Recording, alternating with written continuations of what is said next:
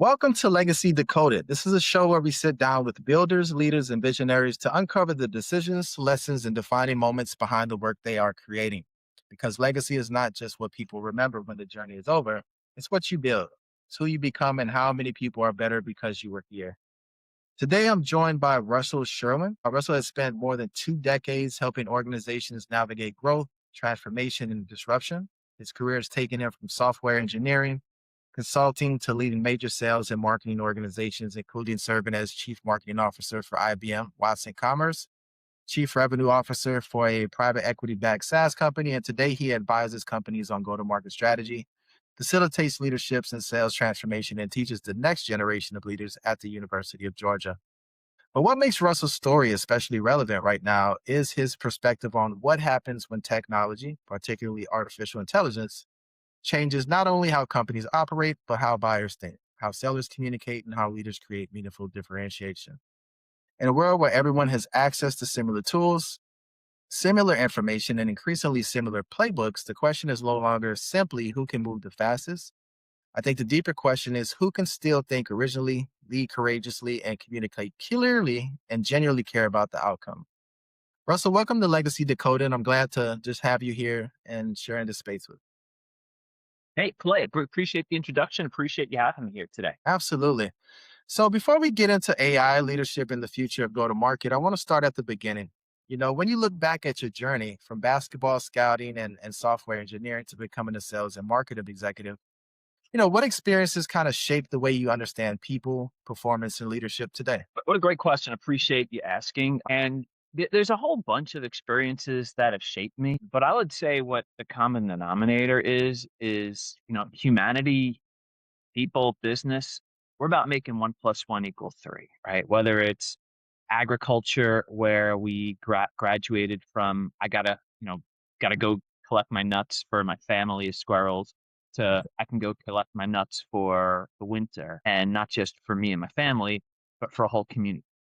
And that went about freeing up time. And so ever since agriculture and the wheel, the purpose of a technology has been productivity. And the purpose of productivity has been us as a species, frankly, asserting our competitive advantage on the environment. All that to say, I think the common denominator has been impact and productivity. So we all have the freedom to choose the lives we want to live. Probably more of a abstract, big picture answer, but then again, I'm just getting back from through to the mountains in Colorado. So my thinking's kind of right there right now. I love it. Colorado is a beautiful place. I definitely enjoy going up there when I get a chance. So, I want to stay there for a moment, because companies often say they want high performers, but they don't always create the environments where high performers can actually thrive. You've led teams, rebuilt organizations, advised. So when you walk into an underperforming organization, how do you determine whether the real problem is the people, the strategy, the leadership, or it's kind of like the system surrounding them? Yeah, you ever hear the statement, culture eats strategy for lunch? Yeah. Yeah, I had heard of it too, and it makes sense, but it wasn't until I grew from a first line leader to a second line leader and then beyond until I really understood what that means. And just like setting strategy and executing a strategy is a decision, creating culture is actually a decision and a discipline. And so, what I'm looking for when I enter an organization is the culture, but a lot of people are going to look at culture and say that's a bunch of fluff, and it's true. Like when I in my MBA class that I teach at UGA, on the first class I'll have people raise their hands. Hey, who thinks culture is just a bunch of fluff? That's not as important as net present value or all the other stuff with the MBA. And after a bunch of prodding, most people raise their hand. So answering your question directly, Kalei, what I'm looking for are the building blocks of culture. Number one, I'm looking at in terms of number one, you start with performance. You got to assess what are the goals, A. B, based upon the market and the environment, are the goals the right goals? Are we overly aggressive or are we underly aggressive? So, number one, it's an assessment of the goals, more specifically, the outcomes we're looking to drive. Then, number two, we look at are we achieving it? As a result of this, do we have the right strategy to achieve the goals? Do we have the right execution, operations, and organization in place to do so? Then, getting into the people, we ask, do we have the right people and are they organized the right way within a process to achieve those outcomes? A couple things that people miss, which was where we can get, now we have that framework. Number one, for the people themselves, have we specifically defined the right personality characteristics and behaviors that will achieve the leading indicators that ultimately will drive those outcomes or lagging indicators? So number one, for assuming the strategy's right and the operations are right, have we defined the right behaviors? And then are we creating an environment where we're enabling, the skills that will execute those behaviors? And are we driving a process to get there? If we're doing those things right, that tells me the strategy's right. It tells me we got the right process and we have the right coaches and leadership in place who can coach the behaviors that drive the leading indicators, the outcomes that we need. So your question of, do we have the right people? If we're doing those things, we understand what behaviors plug into a process to achieve necessary outcomes. At that point, then we can say, yeah, it's the people. And here's where I go there. Too many times, it's just easy for leaders, especially new leaders or inexperienced leaders, to say, we're not achieving our goals, so it must be the people. Let's hire new people. Most companies I work with have not been conscious and codify the behaviors and activities that drive the leading indicators of the lagging indicators. A lot of companies are so focused on the lagging indicators that they don't even understand the leading indicators that you can drive. And the reason why that's such an important distinction, Kalei, is when companies are focused on the lagging indicators, like let's say in a sales organization like revenue, well, I'm a BDR or I'm a sales rep. I'm just responsible, to make sure that I have the right meetings and I'm driving conversions. I can't control revenue. I can influence revenue. I can't control conversions. I can influence conversions. And so when you start getting into the leading indicators, the lagging indicators, it becomes something that's more in your sphere of control. Whereas certain lagging indicators, there's 3 to 6 months in the future. Anyways, that's a long answer to a great question. And what I would say is you have to understand when you assess a business, what are the lagging indicators, the outcomes, one. What are the leading indicators, two? What behaviors and activities create those leading indicators that lead to the lagging indicators? Are we coaching those behaviors? Do we have the right coaches in place? And at that point, we can assess that the people are performing accordingly. Got it. I think that distinction matters. I believe it is easy to blame an individual when the environment itself may be producing the behavior. On the other hand, there may be moments when leaders know change is necessary, but avoid making the difficult decisions. How do you think leaders can tell the difference between someone who needs better coaching and someone who is simply in the wrong role? Let's go back to behaviors, right? Yeah, I mean, one of the companies I work with, Force Management, we use something, a concept called skill and will, right? Imagine a 2x2 grid where you're just very simply put assessing people's skill versus their will. Think about will as behaviors or attitude. Think about skill as aptitude or, specific technical skills. In terms of people, there's one of two reasons why someone's going to underperform. It's lack of skill or lack of will. If there's lack of skill, well, then that just means enabling and coaching. Or perhaps it was just a wrong hire and then if the will is there, but the skill isn't, perhaps you can find another home for them in the company where their background's a better match. If it's will, that's a harder conversation, which is where most managers falter. And frankly, I and you probably as well have lost countless hours of sleep because those are the hard conversations where, someone's just not there. There can be many reasons. And that's just the conversation that you have to have. And by the way, there's two things that go into will. Number one, it goes back to behaviors. What are the behaviors that show you're willing to perform to achieve the leading indicators, the lagging indicators? If the behaviors aren't there, it's just a hard conversation. Hey, this company in this role, here's what the expectations are.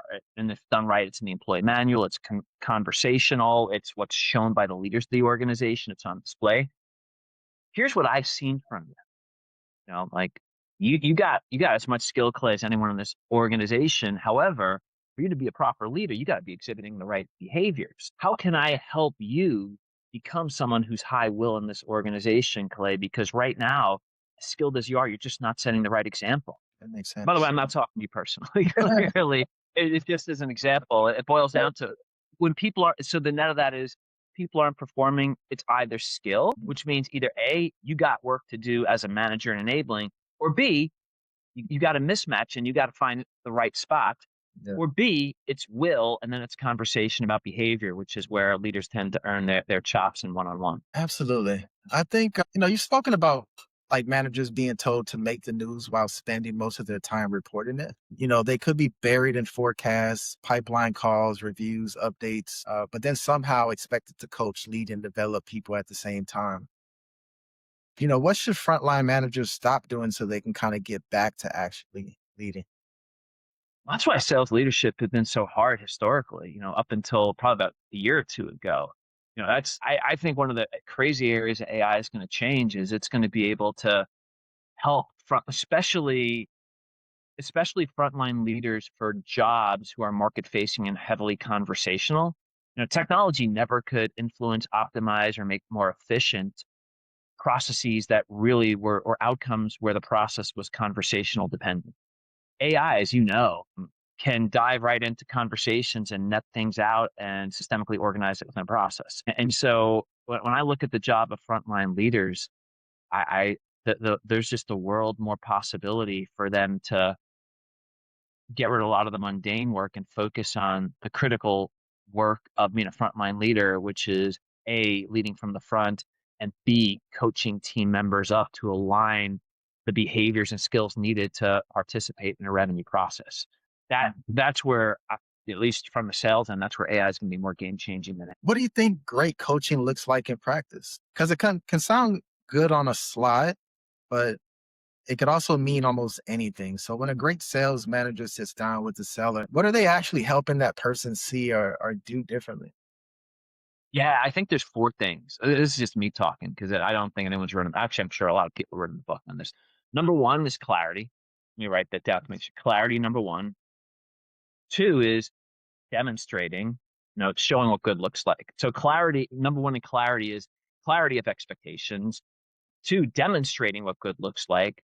Three, observing as the rep or the individual contributor, you know, grows into what competent and excellent looks like in those behaviors.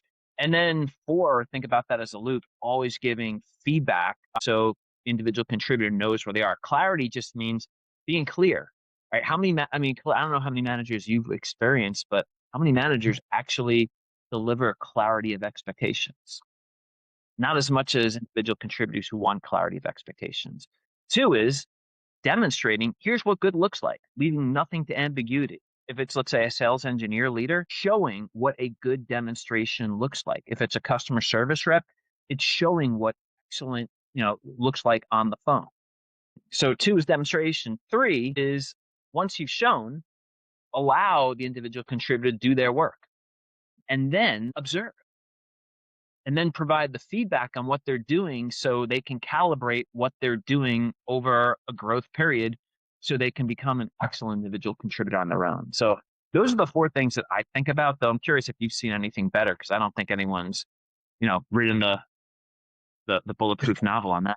Yeah, what I find as a self-published author, it is difficult to get people to read. It's kind of like more of a luxury than anything else right now, especially with so much information out there. But that kind of leads us into your perspective on selling. You said that selling is not about telling your story; it's about helping the buyer kind of write theirs.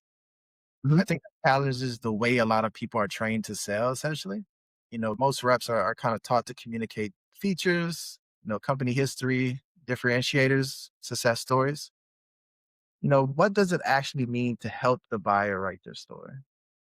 Yeah, I think you're on the most important thing. Forget about sales, forget about everything we're talking. We're just talking about humanity, which the purpose of humanity is making 1 + 1 = 3, which means it's creating win-win situations. And when you're in the sales position, it's helping buyers come to the conclusion on their own. You ever hear the statement, what the best sellers do is just facilitate a buying process and helping someone who wants to buy. Mhm. Yeah, and so it boils down to attaching to the things that a buyer cares about and helping them form their own conclusions. And so what I find that the best sellers do in the art of selling, it's number one, envisioning what a win-win looks like.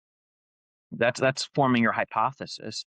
And then two, it's a simple science experiment. It's validating the hypothesis. And the way that goes about happening is turning hypotheses into questions that hopefully the questions educate the buyer and frame the buyer's thinking. And hopefully, if that win-win hypothesis is in fact a win-win hypothesis, it's about helping a potential buyer form an opinion or frame their own point of view as to how a set of capabilities that hopefully you're offering and offering in a differentiated manner will help them achieve their goals. And the win-win is they better their ability to achieve goals they already had, while B, you're, serving that need and making money in a profitable way. And, profitability, boils down to that 1 + 1 = 3 moniker. That's very distinct. I've never really heard anybody frame 1 + 1 = 3. Where did that kind of come from? It's game theory. It's just when, when two humans can get together and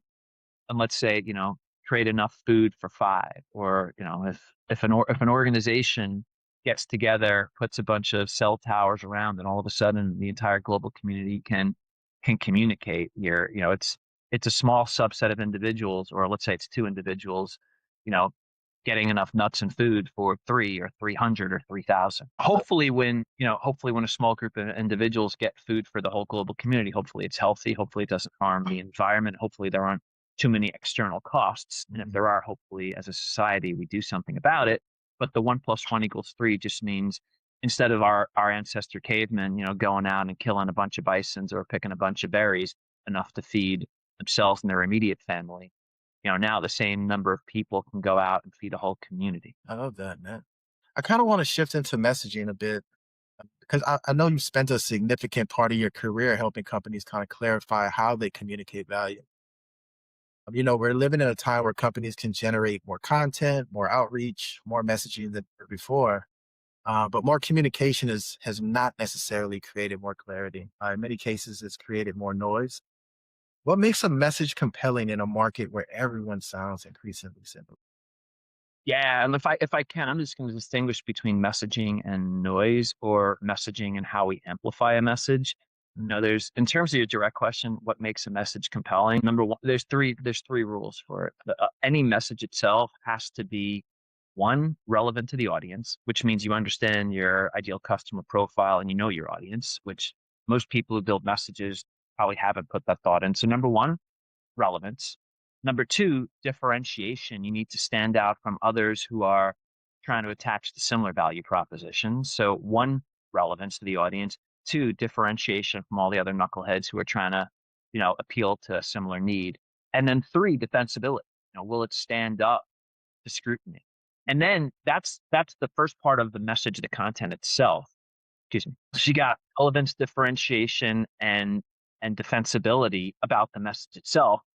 And then the last part is, if a message is going to penetrate broadly, you need to have alignment.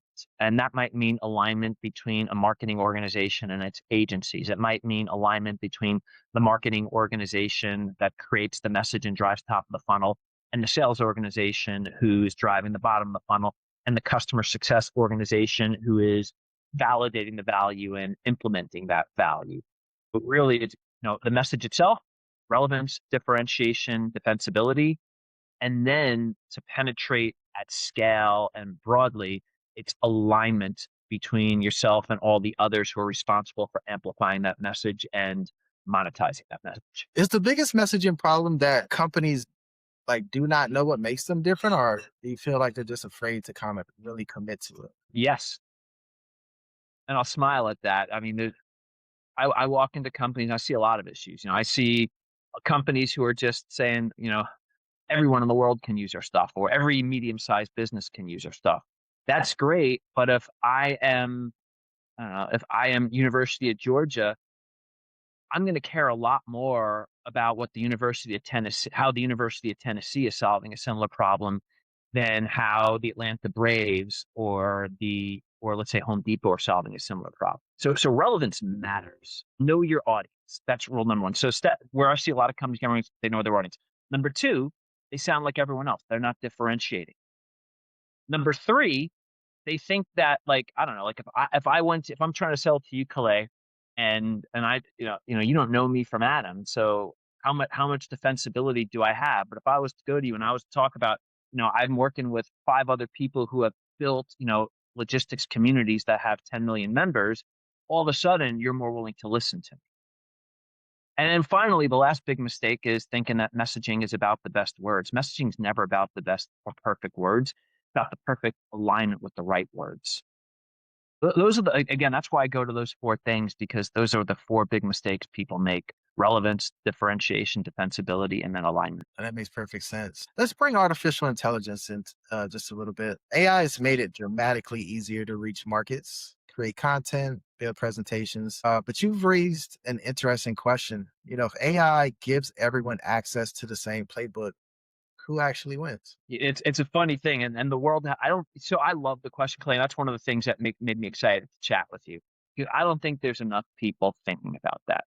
You mind if I give you a bit of a longer answer to this one? Absolutely. Let me actually give you the short answer to pay off your question directly, and I'll give a little bit more. Udi, who's a former chief marketing officer for Gong and a really good dude at that. I think he's a chief evangelist right now. He said something brilliant. He said, the best marketing leaders today, or what he does when he's starting off the meeting, is what they'll do is they'll put the brainstorm or the question at hand for the brainstorm to AI. They'll ask for the top 10 answers of what they should do, and then they will ban those 10 answers from the meeting. And the reason behind that is because what AI is, it's regression of already, created ideas. AI can't create, it can synthesize. It can look at, the complete record of what we've done and based upon English to make synthesis out of that. And so therefore, to your point, there is a lack of originality. And let's face it, when I was with Arthur Anderson 25 years ago, we published a book called Best Practices, which is really a way of saying we're going to go copy what other companies are doing. So let's face it, great, good marketers create, great marketers steal. And so there's an element of regressing to the mean that's always existed in business. All that said, if your focus is breakthrough and innovation, you're still going to need human ingenuity in theory. And so, in a world of AI is great because in most things you do, you're not trying to innovate, right? Like if I'm Tesla's not going to innovate every process. Tesla did not reinvent the car. It still got four doors, still got a steering wheel, it still got a radio. It innovated the experience and it innovated the power system, right? And so AI is going to be great because it captures the knowledge needed to get to a certain baseline. But again, this is just one person's opinion. We're going to figure this out as a society. Breakthroughs are going to come, in where where someone who has an idea, let's say for a new car, can say, you know what, Elon Musk, Ford, GM, they got it right, but I believe cars should be on two levels.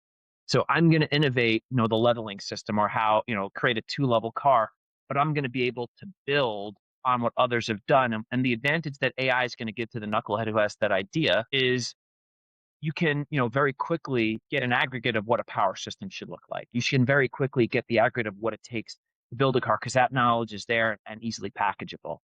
So AI is going to help with breakthrough innovation, or it's not going to help with breakthrough innovation. It's going to help, get to a common baseline to, in theory, make innovating a bit more cost effective for the innovators. Awesome. And in the interest of time, I have one more question. When your career is eventually summarized, what do you hope people understand that cannot be captured by a title, a revenue number, or a resume? I my instinct, and this is not a me answer, but I think it's everyone at some level. It's impact, right? It's when I'm gone, when I'm done, when I leave IBM, when I leave FPX, when I leave this client, I want to leave it better than I found it, right? I came in, I was one, but I left behind five. Right. I think at the end of the day, we want to touch lives and we want to make this environment that, and by environment, I don't mean like like the physical environment. I mean, the environment we came into, we made it better. We had a positive impact. My instinct is at some level, that's what we're all thinking. And I guess in theory, if we've created impact or created value, we've captured value in the form of dollars or equity or something that shows in a hard way that we captured the value we created. Awesome. Well, I think that is a perfect place to close. Russell, thank you for joining me on Legacy Decoded. Your journey is a reminder that sustainable growth is not built through strategy alone. I think it takes clear thinking, courageous leadership, disciplined execution, a genuine commitment to helping people succeed. As technology continues to change how we work, communicate, and make decisions, the leaders who stand apart will not simply be the ones who adopt the newest tools.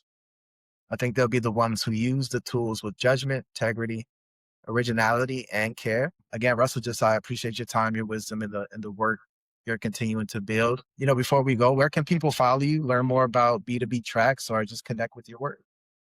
Yeah, just come say hi to me on LinkedIn. Simple enough. And to everyone listening, thank you for joining us for another episode of Legacy Decoded. Remember, legacy is not something you leave behind. It's something that you build, one decision, one relationship, and one act of courage at a time. And until next time, keep building something worth remembering. I'm Kalei Poteat. Cheers. Thank you, sir. You bet. Fun interview. Appreciate you taking some time out with me, Kalei. How can I be of help to you as you move forward on your journey? Well, I think there's a lot of overlap. I'm just a sponge. I'm just a man that loves to educate myself. If there's any resources that you could share, anything worth learning, I'm always open to just reading good stuff, just seeing how you may be thinking about certain things. If maybe perhaps if I have any ideas, I can potentially just run by you to get some extra eyes.